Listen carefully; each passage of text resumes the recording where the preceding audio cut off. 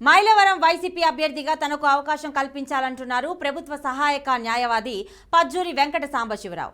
నియోజకవర్గంలో 35,000 గౌడ కులం ఓట్లు ఉన్నాయని, అదే సామాజిక వర్గానికి చెందిన తనకు అవకాశం కల్పించాలన్నారు. 20 సంవత్సరాలుగా రాజకీయాల్లో ఉంటూ వైసీపీ పార్టీ పుట్టినప్పటి నుండి పార్టీలో కొనసాగుతున్న తనకు ఎమ్మెల్యే టికెట్ ఇవ్వాలన్నారు.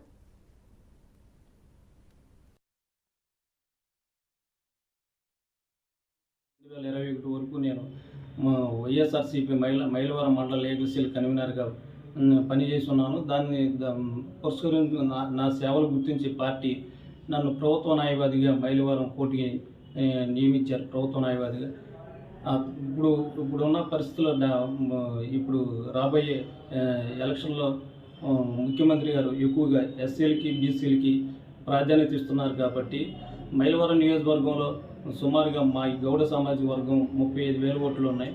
నా అభ్యర్థిత్వాన్ని కూడా పునర్పరిశీలించమని ముఖ్యమంత్రి గారిని మేము ఈ ప్రెస్ మీట్ ద్వారా కోరుతున్నాను.